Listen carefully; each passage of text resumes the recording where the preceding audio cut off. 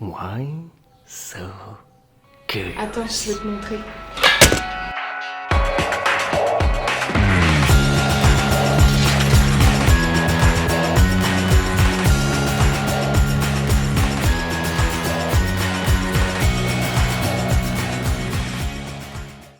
Salut YouTube!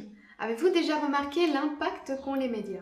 Il existe une histoire, pour certains un mythe, concernant l'adaptation d'un fameux roman et l'impact de sa narration à la radio. Cette histoire se passe en 1938.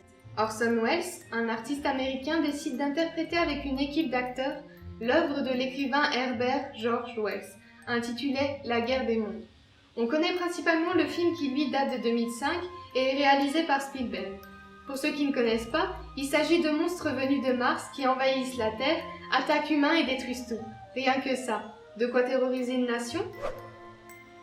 Oui, un peu comme ça. La retransmission à la radio se passe le 30 octobre 1938, veille d'Halloween, sur le réseau CBS aux États-Unis. Le jeu d'acteur et la narration d'Orson Welles furent créés pour paraître le plus vraisemblable possible, comme s'il s'agissait d'un véritable flash d'information que les Martiens attaquaient notre planète. L'interprétation du roman fut produite et copiait à la perfection la manière dont étaient utilisés les flashs d'urgence à la radio de l'époque. Les auditeurs entendirent leur programme s'interrompre par un reportage qui en direct racontait les scènes de l'invasion. Une introduction de l'émission indiquait clairement qu'il s'agissait d'une interprétation du roman de science-fiction La guerre des mondes.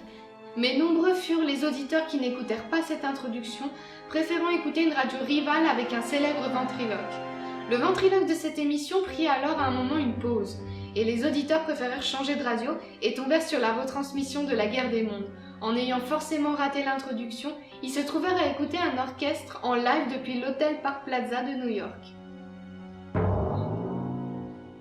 En réalité, cet orchestre jouait dans les studios de la CBS Radio, et la musique fut rapidement interrompue par une série de bulletins d'alarme. Un astrophysicien, joué par Wells lui-même, commentait que de nombreuses explosions de gaz incandescents auraient pu être observées sur la planète Mars. Un nouveau flash d'information, cette fois, faisait état d'un énorme objet en feu qui venait de détruire une ferme dans le New Jersey. On entendait le témoignage d'un homme raconter la sortie d'un alien dans son engin spatial.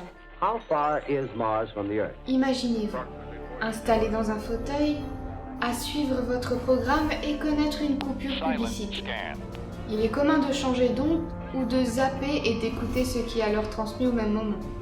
Alors vous tombez sur une radio connue et fiable, dont on peut entendre des flashs infos racontant l'invasion de monstres venus d'autres planètes.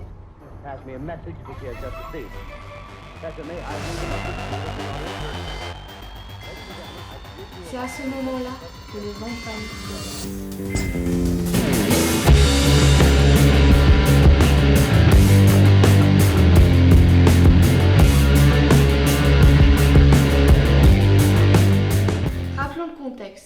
En 1938, le monde est au bord de la Seconde Guerre mondiale. Le public était déjà tendu. De plus, avec les nombreuses découvertes faites sur l'espace, il n'en fallait pas plus pour effrayer les gens de l'époque.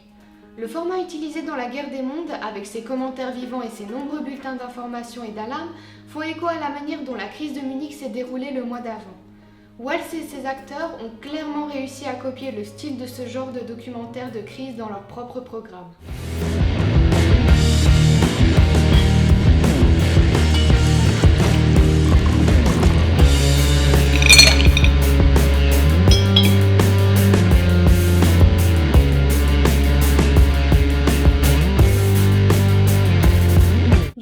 C'est ce que les journaux papier avancent et font état de nombreux cas de personnes qui ont pris leur voiture pour fuir, se cacher dans des abris ou encore préparer leurs armes. Les historiens, quant à eux, pensent que les journaux des semaines qui suivirent ont grandement exagéré les faits. Des estimations montrent que seuls 20% des auditeurs ont cru réel ce qu'ils entendaient, ce qui représente moins d'1 million de personnes. À cette époque, les médias imprimés et les radiophoniques étaient en concurrence. Les papiers journaux voyaient clairement là une occasion de se venger de la haute couverture radio de la conférence de Munich. On dit que c'est ce tapage qui créa le mythe, une simple vengeance. Quoi qu'il en soit, Orson Welles s'est excusé de l'impact de son récit, donc il faut croire qu'une certaine panique était présente pendant la nuit. On peut clairement dire que ce mec était le père des trolls. Non, pas comme ça. Un peu mieux déjà. Panique de masse ou non, Nous savons que les médias ont un réel impact sur notre façon de penser, de croire ou de voir le monde qui nous entoure, et la guerre des mondes a clairement démontré le pouvoir de la communication de masse afin de manipuler le public. Nombreuses sont les personnes à penser que cette diffusion contribue à la baisse de confiance envers les médias. Afin d'éviter de nouveaux mythes ou une nouvelle panique de masse, vérifiez les choses et sortez curieux.